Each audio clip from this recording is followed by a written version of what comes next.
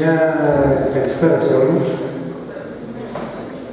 Θα σας ευχαριστήσουμε για την παρουσία σας και θα μου επιτρέψετε, μάλλον θα μου δώσετε την άδεια, ό,τι έχω να πω, να το πω μετά την εκδήλωση. Θέλω όμως να σας πω εσάς, 1, 2, 3, 4, 5 παιδιά. Καλώς ήρθατε.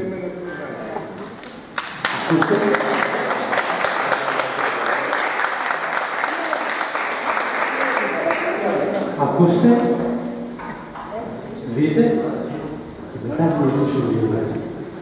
Τώρα, καλώς ήρθατε. Σας αγαπάμε το τούτο. Λοιπόν, κυρία, πρέπει να πω εδώ ότι είναι συμβούλη από την Περιφερειακή Αυτοδιοίκηση και πάμε κάτω. Αν αρχίσω να το αναφέρω, θα χάσω την άδεια. Ναι, άντε, δήμαση. Το ξέρω. Λοιπόν, να παρακαλέσω λίγο την Μπέμπη την Βρέκα, η οποία θα μας εισάγει στην όλη ιστορία. Και αυτό που θέλω να πω είναι ότι... Μετά.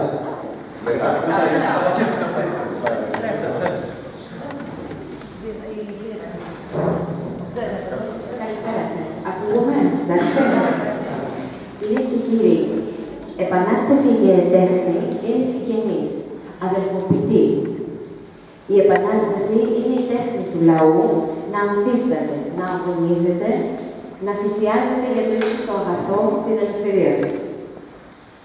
Είναι η τέχνη του λαού να διεκδικεί με πράξη το δίκαιο του, να επιβάλλει την ύπαρξή του σε εκείνες τις δυνάμεις που την αρνούνται ή την αμφισβητούν. Η Επανάσταση ως δύναμη και δυναμική συμπαρασύρει τα πάντα στο πέρασμά της. Ανατρέπει την επιχάρτου προσχεδιασμένη από τους ισχυρούς πείρα των λαών. Γίνεται η μήτρα νέων ιδεών και σμιλεύει τη συλλογική συνείδηση. Και η τελευταία την κουβαλά την Επανάσταση, την περιεργάζεται οι γενιές μετά, την ανακοινώνει στη μνήμη, την ερμηνεύει και την προστατεύει ως το σεπτό της κοιμήλιο. Η Επανάσταση γίνεται πηγή έμπνευσης για τον καβγά του ζωγράφου, για τις άσπρες σελίδες των ποιητών, για τα τραγούδια και τους χορούς των ανθρώπων. Η τέχνη, από την άλλη, είναι η επανάσταση του πρωτότυπου, της εμπνευσμένης δημιουργίας. Συμπαρασύρει και αυτή την εποχή της πιο μπροστά, στο μέλλον. Η δύναμη και η δυναμική της είναι απρόβλεπτη. Οφείλει τους λαούς να στρέψουν την κεφαλή και το βλέμμα εκεί που η φωτιά έχει ανάψει, εκεί που η πράξη αλλάζει το ρου της ιστορίας. Τους υποδεικνύει τον δρόμο της συμπαράστασης, της αλληλεγγύης. Στο να σταθεί ο Αμερικανός του 19ου αιώνα, ο Ιταλός και ο Γάλλος, δίπλα στο φουστανελάρο νιό. Κοινωνεί το υψηλό μήνυμα ενός λαού που αγωνίζεται και θυσιάζεται για την εθνική του ανεξαρτησία. Χάρη στους Έλληνες και φιλέλληνες ζωγράφους, έχουμε την εικόνα της Επανάστασης, τη μορφή των ηρώων και την αισθητική μιας ολόκληρης εποχής. Χάρη στους ποιητές, στρέφουμε το βλέμμα στην ψυχή της Επανάστασης, στα μύχια μονοπάτια της, που μόνο το δημιουργικό ένστικτο των ποιητών μπορεί να συλλάβει. Και χάρη στα τραγούδια, δημοτικά και σύγχρονά μας, έχουμε το αποτύπωμα της Επανάστασης στις καρδιές των ανθρώπων. Κυρίες και κύριοι, το Νότιο Σήμα και ο πολιτιστικός οργανισμός του Δήμου τιμά σήμερα την επανάσταση του έθνους μας, τον αγώνα του λαού και την κρατική του υπόσταση μέσα από την τέχνη της ζωγραφικής, της ποίησης και του τραγουδιού. Η ομάδα Παραμύθια από μακριά παρουσιάζει αυτό το αφιέρωμα στην Επανάσταση του 1821. Η Χριστίνα Παλαιολόγου στην αφήγηση και την εικαστική επιμέλεια και η Κατερίνα Μακρύ στο τραγούδι. Τις ευχαριστούμε πάρα πολύ για την παρουσία τους εδώ. Ευχαριστούμε και όλους εσάς που μας θυμάται με την παρουσία σας εδώ. Να απολαύσετε το αφιέρωμα.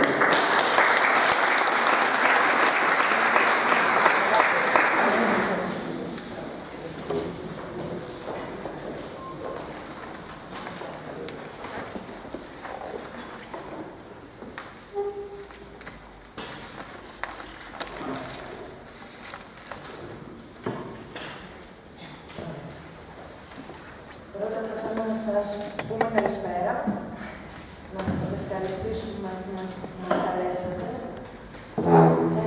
και ήθελα να σας πω, πριν ξεκινήσουμε οτιδήποτε να δούμε, ότι όλο αυτό το αφιέρωμα που κάνουμε και που θα ήθελα να δείτε σήμερα, το ξεκινήσαμε κυρίως για τα σχολεία, κυρίως για τα δημοτικά σχολεία,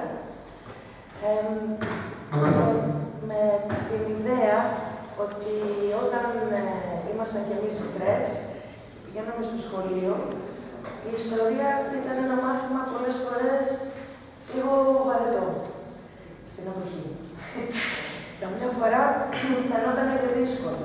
Ήταν πολλές ημερομηνίες, πολλά τα γεγονότα, υπήρχε η διαδικασία της αποστήθησης, όλα αυτά που τώρα προσπαθούν να είναι οι δάσκαλοι στα παιδιά, σε εσάς, που είστε πολύ πιο τυχεροί από ότι ήμασταν εμείς αυτό, να το ανατρέψουμε και να σας κάνουν να προσεγγίσετε την ιστορία με ένα διαφορετικό μάτι, με μεγαλύτερο ενδιαφέρον, να ευαισθητοποιηθείτε στα γεγονότα μέσα από άλλους δρόμους. Πολλές φορές, ακόμη και οι εικόνες που βλέπαμε στο σχολείο, οι ήρωες του 21, οι πίνακες του Βριζάκη, ήταν εικόνες που στα χρόνια μου τις περνούσαμε έτσι, στους διαδρόμους και στους τοίχους της τάξης. Ήθελα λοιπόν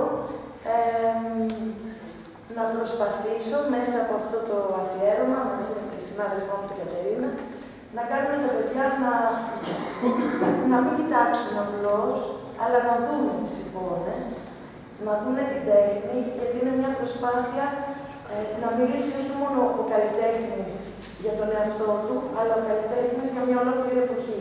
Και αυτό είναι πάρα πολύ σημαντικό και πολλές φορές είναι σύνθετο. Έτσι λοιπόν, το 1821 και η Επανάσταση που μαθαίνουμε στο σχολείο, που μαθαίνετε κι εσείς, αποτυπώθηκε στα εικαστικά με πάρα πολλούς τρόπους. Κυρίως οι περισσότεροι πίνακες που βλέπουμε είναι πίνακες που πραγματοποιήθηκαν κατά το 19ο αιώνα. Ένας αιώνας που στην Ευρώπη χαρακτηρίστηκε από το κίνημα του ρομαντισμού. Όταν λέμε ρομαντισμό, οι περισσότεροι από εμάς και από εσάς ίσως, ακούτε τη λέξη πολύ συχνά, ρομαντική τεχνία, ρομαντικό ποίημα, έτσι δεν είναι? Όταν ακούμε λοιπόν πολλές φορές τη λέξη ρομαντισμός, θεωρούμε ότι είναι κάτι γλυκό και τρυφερό. Ο ρομαντισμός όμως δεν έχει μόνο αυτό, έχει μέσα του και το πάθος. Έχει μέσα την έξαρση, πολλές φορές τη βία και πολλές φορές αυτό που θαύμασαν οι ξένοι καλλιτέχνες από τον αγώνα των Ελλήνων δεν ήταν οι νίκες, δεν ήταν τα κατορθώματα, αλλά ο ηρωισμός. Και αυτόν τον ηρωισμό, που είναι σύμφυτος με το ρομαντικό πνεύμα, προσπάθησαν να τον αποδώσουν στις εικόνες. Ξεκινάνε όλα λοιπόν με την άλωση της Κωνσταντινούπολης. Βλέπουμε ένα πίνακα του Θεόφιλου Χατζημικαήλ. Ο Θεόφιλος είναι ένας ζωγράφος που η αξία του αναγνωρίστηκε πολύ αργότερα, γύρω στο 1930, όταν η Ευρώπη έψαχνε νέους τρόπους έκφρασης στην τέχνη. Αν δείτε καλά τον πίνακα αυτό, θα δείτε ότι δεν διαφέρει από την παιδική ζωγραφική. Δεν έχει τις συμμετρίες που πρέπει να έχει ένας πίνακας πολλές φορές. Δεν έχει τις αναλογίες, δεν έχει την προοπτική. Είναι πολύ κοντά στον τρόπο που ζωγραφίζουν τα παιδιά. Είναι πιο σχηματικός, πιο αυθόρμητος. Είναι αυτό που χαρακτηρίστηκε ναΐβ. Δηλαδή, αφελής ζωγραφική. Με την έννοια της αφέλειας, όχι της αφέλειας της έλλειψης εξυπνάδας, αλλά της αφέλειας που έχει αυτός που ζωγραφίζει με την ψυχή του, χωρίς να τηρεί κανόνες και χωρίς να ακολουθεί πρότυπα. Έτσι λοιπόν ο Θεόφιλος Χατζημικαήλ, στον πίνακα αυτό, αλλά και σε άλλους που θα δούμε στη συνέχεια, απεικονίζει ένα πάρα πολύ σημαντικό γεγονός. Ο Θεόφιλος αναγνωρίζεται όχι από Έλληνες ζωγράφους, από Έλληνες καλλιτέχνες, αλλά αναγνωρίζεται στη Γαλλία από έναν Έλληνα που ζούσε εκεί, τον Τεριάρ, γύρω στα 1930, μια εποχή που έχει ήδη προηγηθεί στην Ευρώπη ο Ρουσό, ένας Γάλλος ζωγράφος που είναι εκπρόσωπος αυτής της ζωγραφικής, και σε μια Ευρώπη που αναζητά νέους τρόπους εικαστικής έκφρασης. Έτσι λοιπόν αυτό το αυθόρμητο και το τυχαίο, αυτό που σας φαίνεται θετικό και που πολλές φορές μπορεί να φανεί και άκαρπνο, είναι το μοντέλο. Εδώ έχουμε την είσοδο του Μωάμεθ στην Κωνσταντινούπολη, από έναν Γάλλο ζωγράφο με ένα τελείως διαφορετικό τρόπο απεικόνησης. Εδώ τα χρώματα είναι πολύ πιο έντονα, τα στοιχεία είναι πολύ πιο δραματικά. Λίγο το φως, ναι, γιατί χάνονται τα χρώματα και γι' αυτό είπα να το πούμε. Εγώ με αυτό βολεύω. Και το από εκεί. Ναι. Και πιο πολύ άμα το κλείσετε, δεν άσχημα. Κοιτάλα, αυτό τα πήγα μεγάλα. Έτσι λοιπόν, στη σκηνή αυτή, και τα παιδιά μπορούν να το αναγνωρίσουν, έχουμε τον κατακτητή που μπαίνει μέσα στην Κωνσταντινούπολη, έχουμε την κόκκινη σημαία, ένα πολύ έντονο χρώμα πίσω στο βάθος που αφυπνίζει το μάτι του θεατή, και μπροστά, στο πρώτο επίπεδο της εικόνας, είναι η νεκρή. Άρα η στιγμή και η απεικόνηση δεν είναι απλά αφηγηματική, είναι μια σκηνή που αποκτά άμεσο και δραματικό χαρακτήρα. Ο στόχος των καλλιτεχνών δεν είναι τόσο να αφηγηθούν οι γεγονότα, αλλά να ανυψώσουν τους ήρωες και τα γεγονότα πάνω από την καθημερινότητα για να μην είναι πάντα. Ο Σίλερ, Γερμανός ποιητής, εκπρόσωπος του ρομαντισμού, γράφει το εξής ποίημα. Καταραμένη Έλληνα, όπου να γυρίσω τη σκέψη μου, όπου και να στρέψω την ψυχή μου, μπροστά μου σε βλέπω, σε βρίσκω. Τέχνη λαχταρό, ποίηση, θέατρο, αρχιτεκτονική, εσύ μπροστά. Πρώτος, εσύ πέρας. Επιστήμη αναζητώ, μαθηματικά, φιλοσοφία, ιατρική. Κορυφαίος και ανυπέρβλητος. Για δημοκρατία δεξώ, ισονομία και ισότητα. Εσύ μπροστά μου ασυναγώνιστος και ανεπισχύαστος. Καταραμένη Έλληνα, καταραμένη γνώση, γιατί να σε αγγίξω. Για να αισθανθώ πόσο μικρός είμαι, πόσο μηδαμινός, γιατί δεν με αφήνεις στη δυστυχία μου, στην ανεμελιά μου. Μέσα από τους τύπους αυτούς, πολύ πριν γίνει η Επανάσταση του 1821, ένας Γερμανός ρομαντικός ποιητής εκφράζει τον θαυμασμό του για τον ελληνικό πολιτισμό, για τον αρχαιοελληνικό πολιτισμό που αποτέλεσε τη βάση και την ανάπτυξη του ευρωπαϊκού πολιτισμού. Χαιρόμαστε εμείς σήμερα. Στην Ελλάδα, εκείνα τα χρόνια, υπήρχαν και κάποιοι ξένοι Ευρωπαίοι καλλιτέχνες. Ένας από αυτούς ήταν ο Γκρατζάιζερ, ο οποίος απεικόνισε, φιλοτέχνησε δηλαδή, πίνακες για τους ήρωες της Επανάστασης του 1821. Νομίζω στο σχολείο αυτή την εικόνα εμείς την είχαμε. Εσείς την έχετε? Και εγώ που δεν την είχα. Ο Ιωάννης. Εσείς την έχετε τώρα στο σχολείο? Κάπου θα υπάρχει, το μπορεί.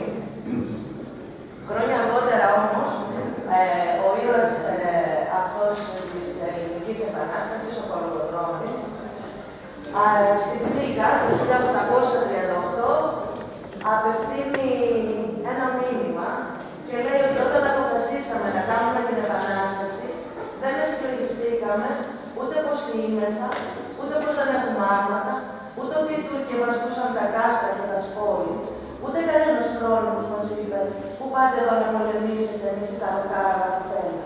Αλλά ως μια εποχή έπεσε σε όλους μας η επιθυμία της ελευθερίας μας. Και όλοι, και ο κλήρος μας, και οι προεστοί, και οι καπεταναίοι, και οι εκπαιδευμένοι, και οι έμποροι, μικροί και μεγάλοι, όλοι συμφωνήσαμε σε αυτό το σκοπό και κάναμε την Επανάσταση. Απευθύνεται ίσως στους νέους της εποχής, θέλοντας να τους πει ότι για να επαναστατήσει κανείς και να προσπαθήσει να ανατρέψει τα δεδομένα, δεν είναι απαραίτητο να έχει την εγγύηση της νίκης. Ξεκινάμε με την ορμή, ξεκινάμε με την επιθυμία. Αυτό λέει μέσα από τον λόγο του αυτό ο Κολοκοτρώνης. Ο ίδιος καλλιτέχνης, φιλοτεχνεί αργότερα και την ίδια εποχή μάλλον με τον Γιώργο Καραϊσκάκη και τον Κωνσταντίνο Κανάρη. Είναι πορτρέτα που θα μπορούσαμε να πούμε ότι είναι κοντά στο ρεαλισμό. Δηλαδή δεν είναι ρομαντικές απεικονίσεις, είναι μια προσπάθεια του καλλιτέχνη να δείξει την ενδυμασία, την έκφραση ήρωα της εποχής. Έχει κάνει γύρω στους 19 πίνακες με τους ήρωες της εποχής του συγκεκριμένου καλλιτέχνες. Εδώ βλέπετε έναν διαφορετικό τρόπο απεικόνησης για έναν Έλληνα αγωνιστή από έναν ζωγράφο, τον Ντιπρέ, ο οποίος δεν ακολουθεί τον απόλυτο ρεαλισμό, σε αυτό εδώ, αλλά είναι ένα σκίτσο, ένα γρήγορο σχεδίασμα δηλαδή, θέλοντας να αποτυπώσει τη στιγμή. Δεν μας ενδιαφέρει τόσο ο ρεαλισμός, αν φορούσε ακριβώς αυτά, τι χρώματα είχε, αλλά μας ενδιαφέρει μια γρήγορη εικόνα, μια ματιά, γιατί το σκίτσο είναι κάτι που κάνει κανείς πιο αυθόρμητα, πιο γρήγορα και πολλές φορές είναι και πιο εκφραστικό. Εδώ έχουμε Έλληνα αγωνιστή με έναν τρόπο που θα λέγαμε ότι έχει ένα συνδυασμό κλασικιστικό και ένα συνδυασμό ιδεαλιστικό. Ο Έλληνας αγωνιστής εδώ βλέπετε φοράει τη φουστανέλα, του φοράει τα άρματα, είναι ντυμένος, είναι ήσυχος, όπως στην πραγματικότητα δεν θα ήταν κανένας αγωνιστής εκείνη τη στιγμή. Όπως στην πραγματικότητα ίσως δεν ήταν τόσο καθαρά τα ρούχα ή τόσο τσαλάκωτη η φουστανέλα. Το τοπίο το οποίο επιλέγει είναι φανταστικό, γι' αυτό λέμε ότι είναι πιο πολύ ιδεαλιστικός. Είναι μια προσπάθεια να δούμε την ιδεατή πλευρά ενός αγωνιστή εκείνης της εποχής. Δεν υπάρχει ρομαντικό στοιχείο, γιατί κρατάει πιο στημένη την έκφραση, πιο συγκρατημένα τα χαρακτηριστικά, δεν υπάρχει πηγαία πινελιά, γρήγορη και αυθόρμητη. Ο τρόπος που είναι φωτισμένος ο συγκεκριμένος πίνακας είναι πιο ιδεαλιστικός, το φως δεν είναι άγριο, δεν υπάρχουν έντονες αντιθέσεις φωτός και σκιάς, δεν υπάρχει πάθος, δεν υπάρχει ένταση. Όπως και εδώ, είναι πιο ιδεαλιστικό, πιο κοντά στην αποτύπωση όλων των κοσμημάτων, δηλαδή όλων όσων κοσμούν τη στολή του συγκεκριμένου Έλληνα αγωνιστή, τα ρούχα που είναι αφημένα πίσω του. Εκεί μόνο που ξεφεύγει για λίγο ο καλλιτέχνης είναι ο αγωνιστής που είναι πάνω στο άλογο, που είναι δίπλα σε αυτό που έχουμε εμείς σε πρώτο επίπεδο, εκεί που η πινελιά γίνεται πιο γρήγορη, πιο ελεύθερη, στην προσπάθειά του να αποδώσει την κίνηση. Γιατί είναι ένας αγωνιστής επάνω σε ένα άλογο. Δεν είναι ένας αγωνιστής που ετοιμάζεται ή που είναι στημένος ή που έχει σταθεί. Για τους Έλληνες αγωνιστές, νομίζω έχετε τραγουδήσει και πολλά τραγούδια στο σχολείο.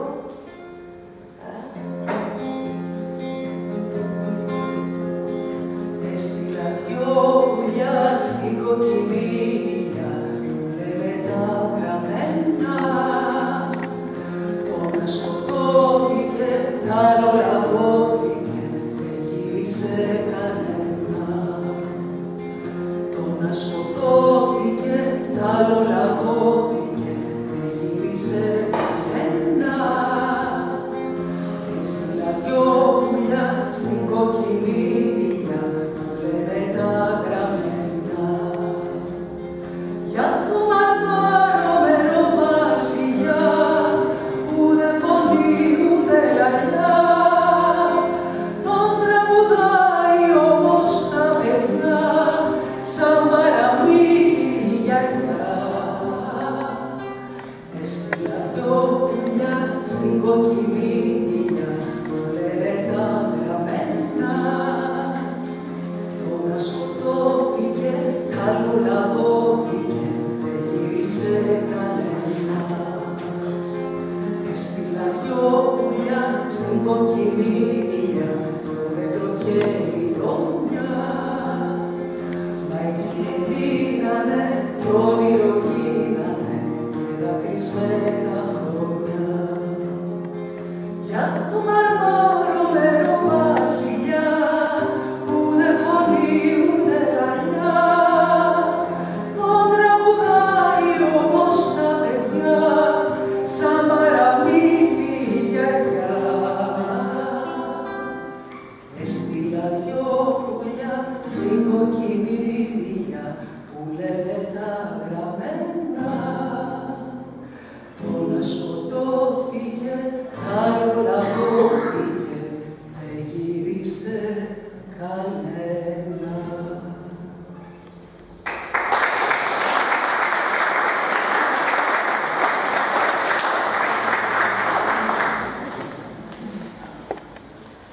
Και εκτός από μεμονωμένες μορφές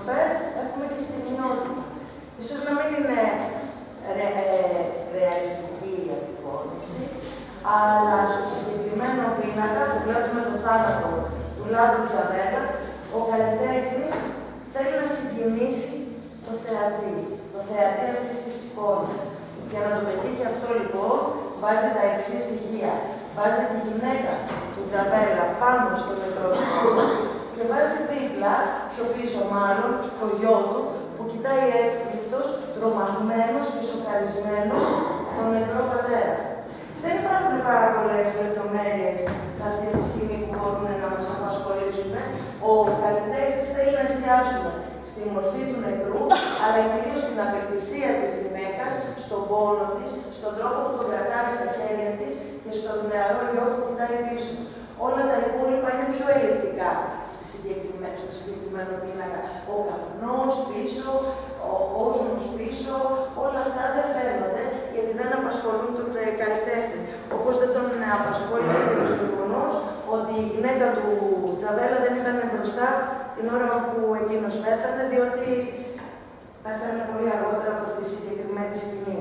Ο στόχος είναι να φορτίσει συναισθηματικά και τους Ευρωπαίους που είχαν άμεση επαφή με αυτούς τους πίνακες και να τους ευαισθητοποιήσουν για την προσπάθεια αυτή των Ελλήνων, για την προσπάθεια ενός λαού μικρού που έκανε ό,τι μπορεί με μεγάλη αυτοθυσία για να ανακτήσει την ελευθερία του.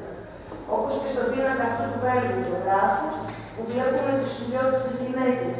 Είναι ένας πίνακας που τα πράγματα δεν είναι τόσο καθαρά.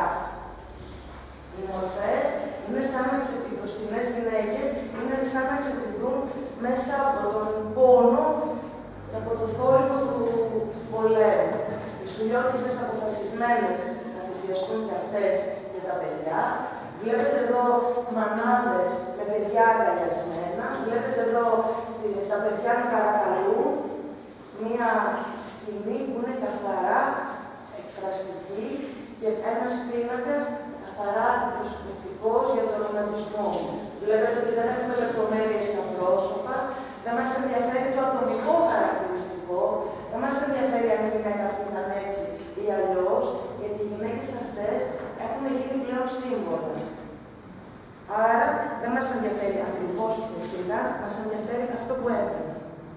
Και με τον τρόπο αυτό, πίσω, είναι τελείως ελλειπτική εικόνα και η προσοχή του θεατή στέκεται μπροστά στις μορφές που είναι φωτισμένες και το φως δεν είναι καθαρό από ποια πηγή έρχεται, είναι σαν να είναι αυτόφωτες.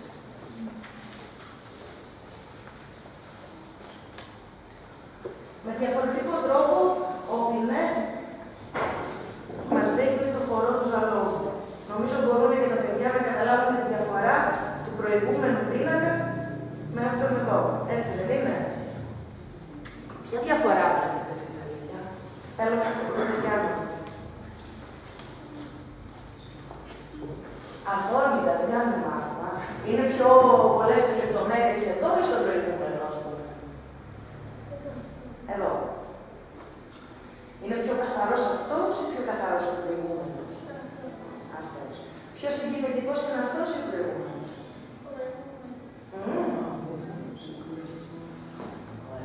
Παρόλο που εδώ η σκηνή είναι αφηγηματική. Ο τρόπος δηλαδή απεικόνησης εδώ είναι πιο αφηγηματικός. Έχουμε τον χορό του Ζαλόγου, έχουμε τη μορφή του παπά, έχουμε τη γυναίκα που θα πετάξει τα παιδιά, έχουμε τις άλλες που ετοιμάζονται να πέσουν, έχουμε το βράχο, έχουμε το περιβάλλον. Ενώ στο προηγούμενο όλα αυτά έλειπαν. Είχαμε μόνο τις κινήσεις των σωμάτων και το φωτισμό των γυναικών. Γι' αυτό σας φάνηκε το πιο συγκεκριτικός, γιατί πραγματικά ήταν πιο συγκεκριτικός ο προηγούμενος. Αυτός είναι πιο περιγραφικός.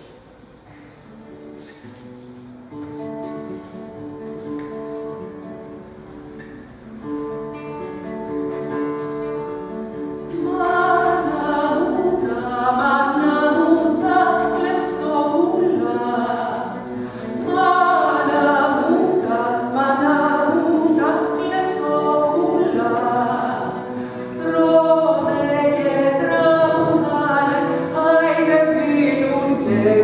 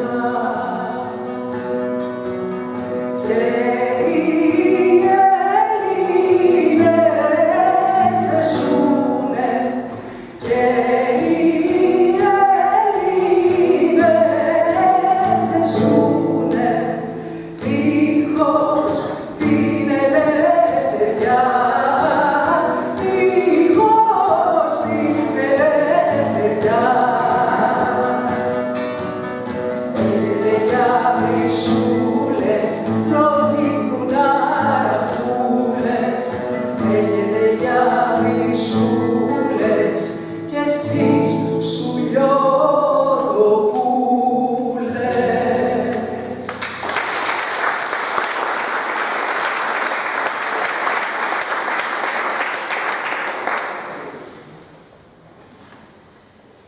Λοιπόν, ο Αλέξανδρος Υψηλάτης διέρχεται τον Προύθο ποταμό. Και εδώ βλέπουμε έναν τρόπο καθαρά, όχι ρομαντικό, δεν έχουμε το πάθος, έχουμε την αφήγηση.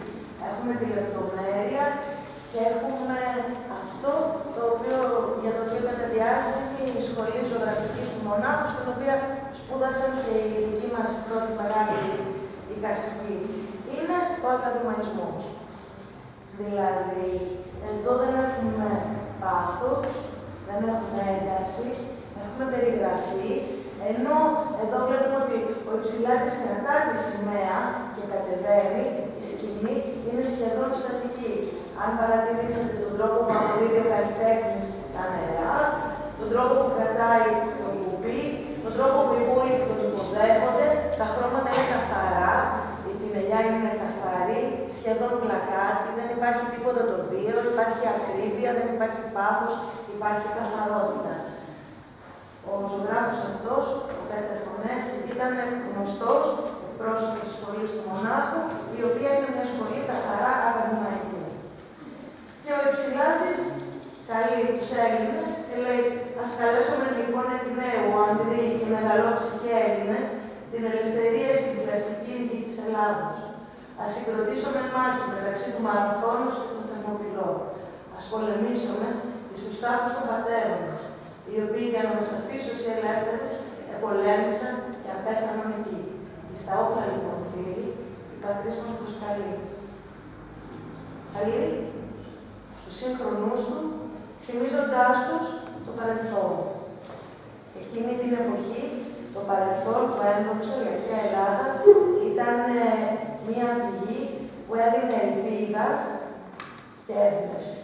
Έτσι λοιπόν τους καλεί να ξεχάσουν τα χρόνια της σκλαβιάς και να ανατρέξουν στο ένδοξο παρελθόν, να πάρουν δύναμη από την αυτοθυσία στις Θερμοπύλες, από την νίκη στο Μαραθώνα και να προχωρήσουν. Γιατί είναι λοιπόν και ο όρκος της Αγίας Λάμπρας. Ο ζωγράφος εδώ είναι Έλληνας ζωγράφος, που έφυγε από την Ελλάδα και σπούδασε και εκείνος στη Σχολή του Μονάχου. Όπως οι περισσότεροι Έλληνες εκείνης της εποχής, με υποτροφία διαφορετικά, ήταν πάρα πολύ δύσκολο αυτό να συμβεί. Η σκηνή αυτή είναι πολυπρόσωπη. Ο Βριζάκης, το άλλο όνομα του συγκεκριμένου καλλιτέχνη είναι Βρυσάκης και Βριζάκης, έτσι είναι γνωστός, αποδίδει τους ήρωες της Επανάστασης και με μεγάλη προτίμηση στις πολυπληθείς σκηνές. Εδώ δίνουν τον όγκο στην Αγία Λάμπρα και ενώ δεν θα μπορούσαμε να πούμε ότι είναι ρομαντική η απεικόνιση των ηρώων, ότι τα χρώματα είναι έντονα, ότι τα πινελιά είναι βίαιοι, ότι υπάρχει ασάφεια, υπάρχει ο ηρωισμός και ο ιδεαλισμός που κυρίως χαρακτηρίζει τα πρόσωπα με τον τρόπο που σηκώνουν το χέρι να ορκιστούν, τις εκφράσεις των ματιών τους, αν και παρατηρήσετε καλά, δεν υπάρχουν ατομικά χαρακτηριστικά στους περισσότερους από τους παρευρισκόμενους. Είναι ο ηρωισμός που τον ενδιαφέρει κυρίως και όχι η αφήγηση. Και εδώ έχουμε την κατάληψη του κάστρου των Σαλώνων. Βλέπετε ότι ο Ντουρέ, αν και είπαμε ότι είναι πιο πολύ ακαδημαϊκός και επιστημιστής, εδώ με δύο κινήσεις δίνει την ένταση, την απαραίτητη συγκεκριμένη σκηνή. Εσείς εδώ, νεαρές, τι είναι αυτό που δείχνει πιο πολύ ότι πρόκειται για μια νίκη των Ελλήνων? Σηκώνει τη σημαία ο αγωνιστής, έτσι, δυνατά, λάβα. Και τι άλλο κάνει, που πατάει?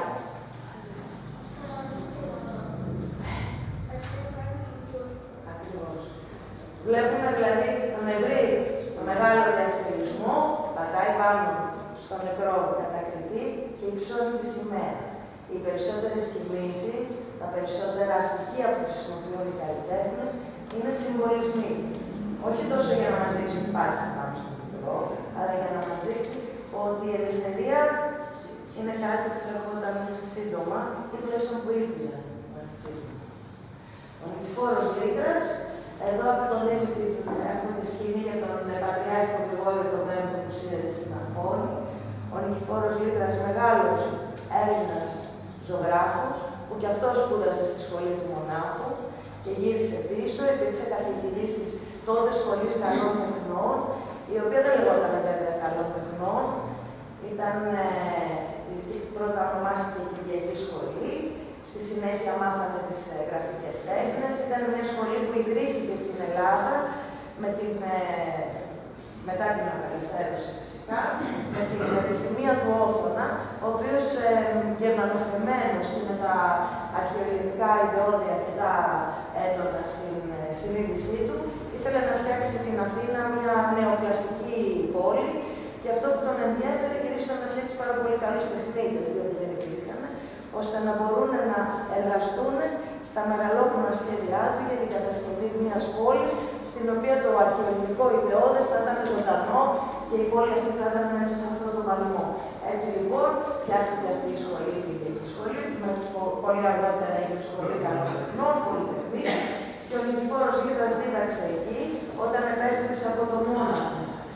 Εδώ ο Πατριάρχης οδηγείται στην Αγχώνη, γιατί είναι μια σκηνή προσωπικού δράματος και αν παρατηρήσετε το πρόσωπο, το οποίο είναι πιο πολύ φωτισμένο, είναι το πρόσωπο του Πατριάρχη. Δεν έχουμε ακριβή πηγή φωτός, έχουμε όμως τη βία και τη μεγάλη αντίθεση ανάμεσα στον Πατριάρχη που στέκεται με τα χέρια σχεδόν καρτερικά και το φως που φαίνεται να βγαίνει από μέσα του και τη βίαιη κίνηση του Τούρκου που τον οδηγεί και το πολύ έντονο κόκκινο χρώμα πίσω και το κόκκινο που είναι στο ρούχο του Πατριάρχη, που δημιουργούν μια δραματική αντίθεση, ώστε ο θεατής επικεντρώνεται στο πρόσωπο, στη θρησκεία, στην συγκεκριμένη σκηνή, στον ηρωισμό και συγκινείται βαθύτατα.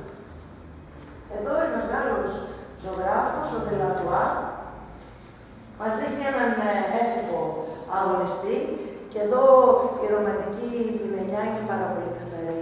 Δεν υπάρχει καμία λεπτομέρεια, υπάρχει κίνηση, η κίνηση του αλόγου, που ακόμη και αναλογίες του δεν έχει φροντίσει ο καλλιτέχνης ώστε να είναι ακριβής.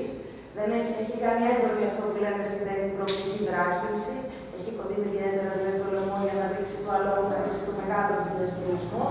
Τα ρούχα και όλη η εικόνα πάλλονται από τον αέρα, από τον Εύρο, από την ελευθερία του Τελατουά, ο οποίος ήταν πάρα πολύ συγκεκριμένος από τον αγώνα των Ελλήνων και αφιέρωσε αρκετούς πίνακες σε αυτό. Το ίδιο βλέπουμε και σε αυτόν εδώ τον πίνακα του Τελατουά, που βλέπουμε το κόκκινο χρώμα στα ρούχα που τραβάει πάρα πολύ έντονο το μάτι. Τον Τελατουά πολλές φορές τον κατηγορήσανε στην πατρίδα του και τον είπαν ότι είναι ο επιληπτικός του κόκκινου.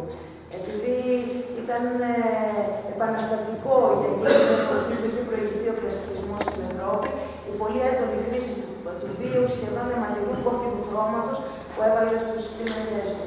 Αλλά η ένταση που υπάρχει στον ουρανό, η αφαιρετικότητα στο υπόλοιπο τοπίο, η μεγάλη συστροφή του αλόγου, τα έντονα χρώματα, όλα αυτά δημιουργούν μια σχεδόν ποιητική ατμόσφαιρα πολύ κοντά στην ορμή του ρομαντισμού.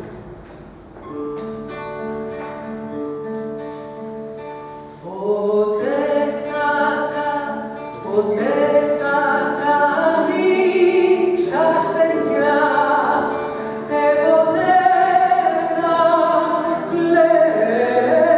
φλεβαρίσει, ποτέ θα φλεβαρίσει να πάρω το φέκι μου, να πάρω το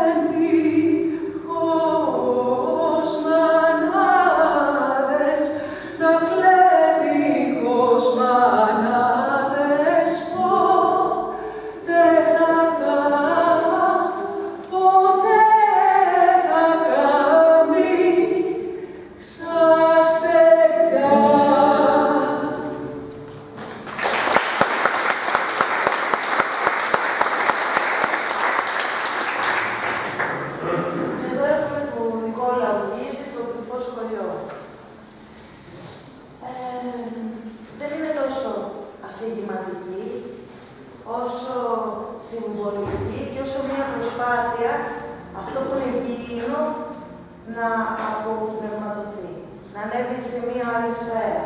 Είναι αυτό το καταφέρνει ο Γίζης, όχι μέσα τόσο από τα πρόσωπα, όχι μέσα από την κίνηση των προσώπων της συγκεκριμένης σκηνής, όσο μέσα από το φως. Δεν έχουμε συγκεκριμένη πηγή, γιατί βλέπετε ότι φωτίζεται και από εδώ ένας τείχος και από εκεί. Το φως είναι κάτι που βγαίνει από μέσα.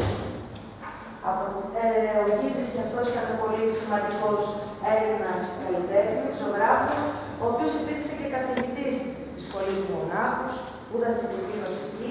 Έκανε έναν πίνακα που ονομάστηκε Αποθέωση της Βαβαρίας και όταν τον κατηγόρησαν γιατί έκανε την αποθέωση της Βαβαρίας και την αποθέωση της Ελλάδας, είχε πει ότι την περιμένει. Και ο Γίζης γύρισε στα μεγάλα χρόνια πίσω στην Ελλάδα, άλλαξε τελείως τον τρόπο που ζωγράφιζε, έφυγε από την αφηγηματική, από την ιδεαλιστική απεικόνηση και πήγε πιο πολύ στη συμβολική.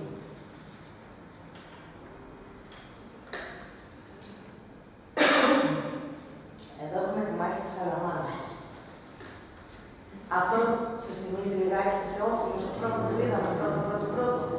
Παναγιώτης ζωγράφος, λαϊκή ζωγραφική, αυτοδίδακτος. Δεν κρατάμε κανέναν από τους κανόνες που θέλει τέχνη. Δεν κρατάμε την προοπτική, δεν κρατάμε την αναλογία, δεν κρατάμε τον ρεαλισμό, δεν κρατάμε τίποτα. Ο λαϊκός ζωγράφος σχηματοποιεί τα πρόσωπα, σχηματοποιεί το χώρο, αδιαφορεί για τις κλίμακες και τηρεί την παιδικότητα αυτής της ζωγραφικής, αλλά ταυτόχρονα είναι και πάρα πολύ περιγραφικός. Είναι αυτός που συνεργάστηκε με τον Μακρυγιάννη για τα απομνημονεύματα του Μακρυγιάννη που έγινε. Ο Θεόφιλος εδώ μας δείχνει τον Αθανάσιο Διάκο.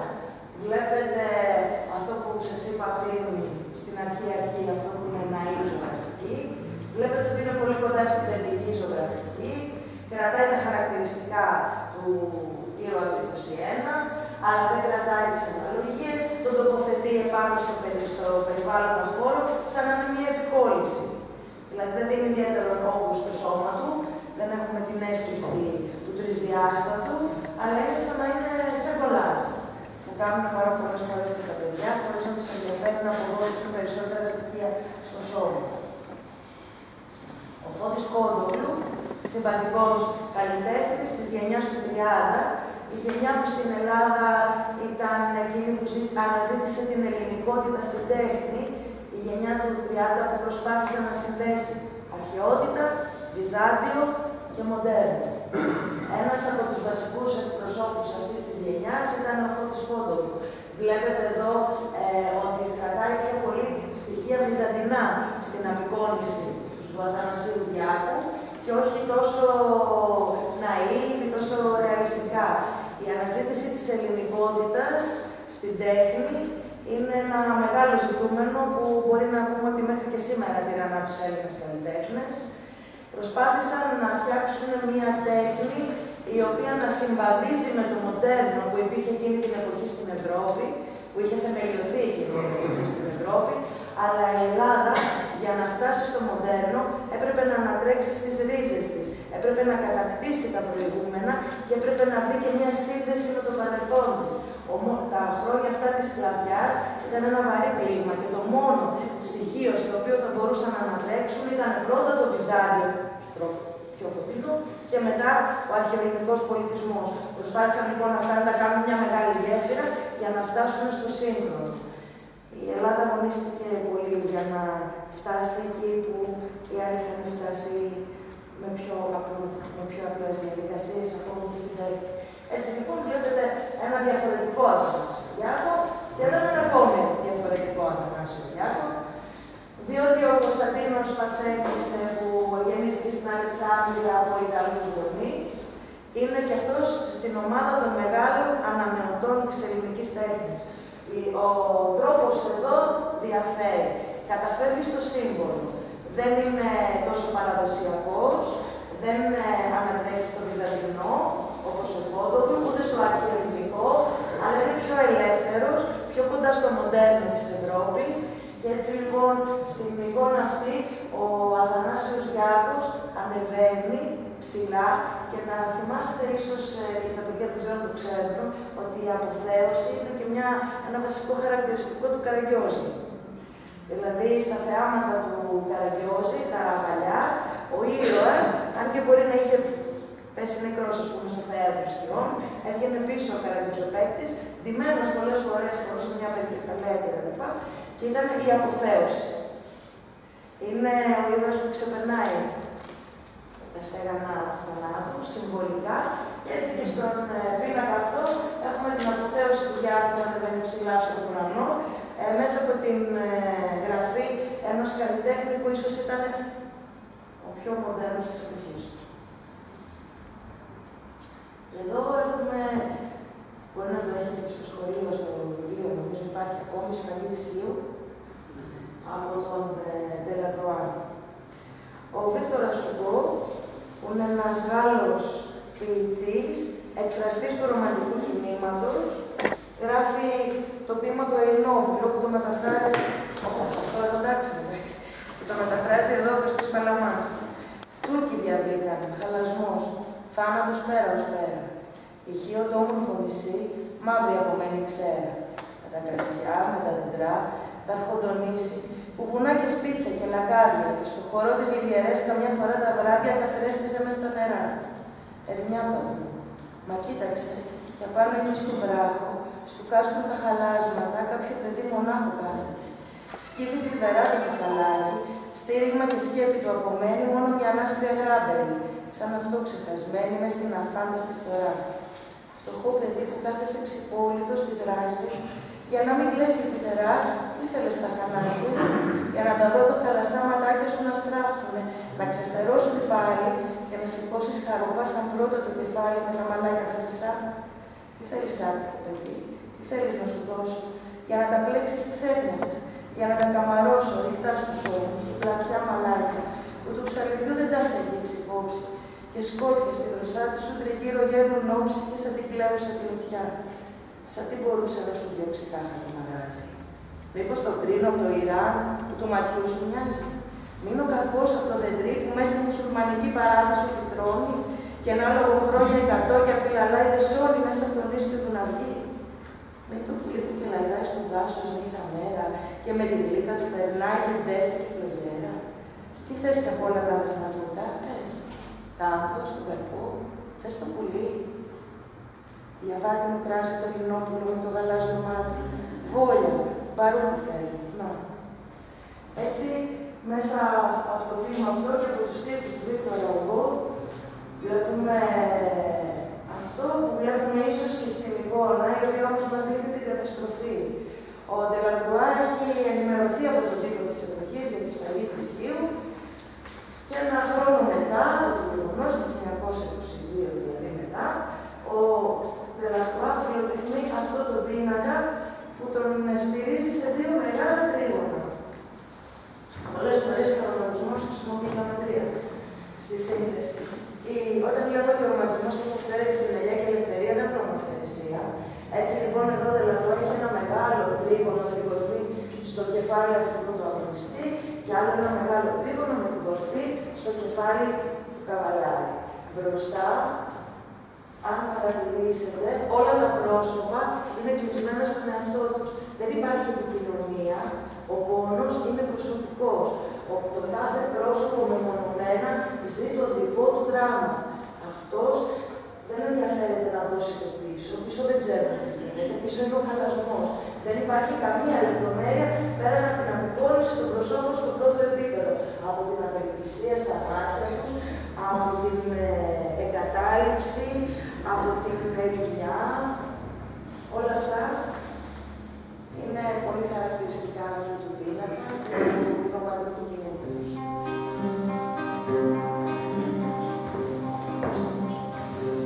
Μπήκαν στην πόλη οι οχθροί, τις πόρτες σπάσαν οι οχθροί και εμείς γελούσαμε στις γειτονιές την πρώτη μέρα.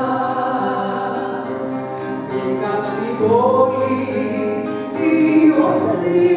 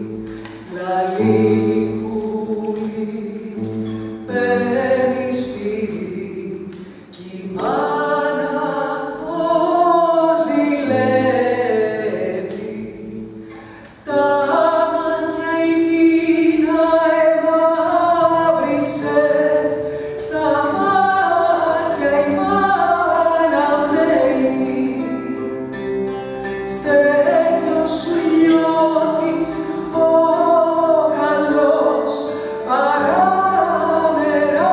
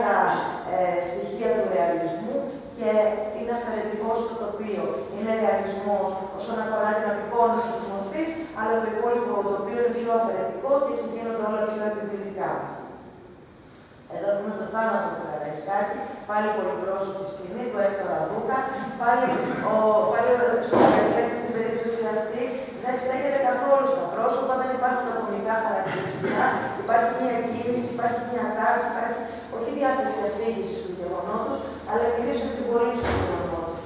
Όπως και στην Αρμαχία του Ναμπαρίου εδώ του Καρνερέ, που ο καλλιτέχνης, ο συγκεκριμένος, προσπάθησε να είναι όσο το δυνατόν πιο ρεαλιστικός στην απεικόνιση όλων των πλοίων που έλαβαν μέρος στην Αρμαχία του Ναμπαρίου, μια αρμαχία στην οποία οι Ευρωπαίοι βοήθησαν πάρα πολύ τους Έλληνες.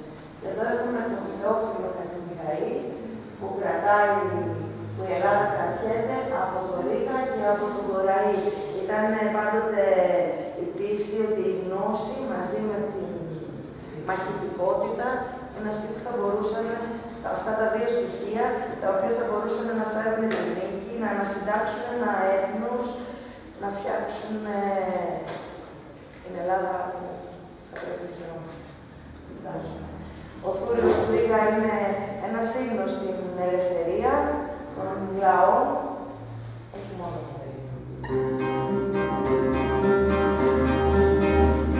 Ως τότε παλικάρια θα ζούμε στα στενά, μονάχοι σαν λιοντάρια στις μάχες στα βουνά, μονάχοι σαν λιοντάρια στις ράχες στα βουνά. Ως τότε παλικάρια θα ζούμε στα στενά. Καλό είναι μιας ώρας ελεύθερη ζωή, άρα 40 χρόνους σκλαβιά και φυλακή, άρα 40 χρόνους σκλαβιά και φυλακή. Σπηλιές να κατοικούμε, να βλέπουμε κλαδιά, να φεύγουμε απ' τον κόσμο για τη μικρή σκλαβιά. Σπηλιές να κατοικούμε, να βλέπουμε κλαδιά, να φεύγουμε απ' τον κόσμο για τη μικρή σκλαβιά. Καλό είναι μιας ώρας ελεύθερη ζωή, άρα 40 χρόνους σκλαβιά και φυλακή, άρα 40 χρόνους σκλαβιά και φυλακή. Να πάρουμε αδέρφια, πατρίδα και γονείς, τους φίλους στα παιδιά μας κι όλους τους συγγενείς. Να πάρουμε αδέρφια, πατρίδα και γονείς, τους φίλους στα παιδιά μας κι όλους τους συγγενείς. Καλό είναι μιας χώρας ελεύθερη ζωή, άρα 40 χρόνους σκλαβιά και φυλακή, άρα 40 χρόνους σκλαβιά και φυλακή, άρα 40 χρόνους σκλαβιά και φυλακή.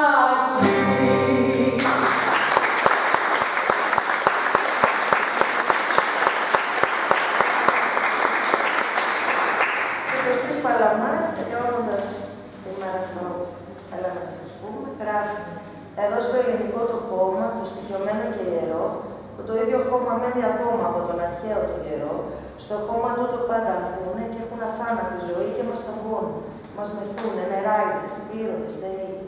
Εδώ στο ελληνικό το χώμα, το στοιχειωμένο και ιερό, που το ίδιο χώμα μένει ακόμα από τον αρχαίο τον καιρό, είδα τη νίκη τη μεγάλη, τη νίκη την παντοτινή.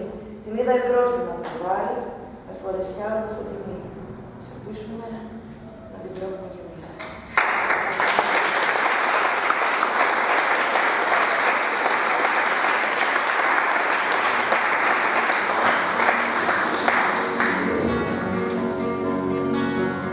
Μισεύω και τα μάτια μου να κρίζουν λυπημένα. Μισεύω και τα μάτια μου να κρίζουν λυπημένα. Αχ, πατρίδα μου γλυκιά, να κρίζουν λυπημένα. Αχ, πατρίδα μου γλυκιά, πόσο σ' αγαπώ βαθιά.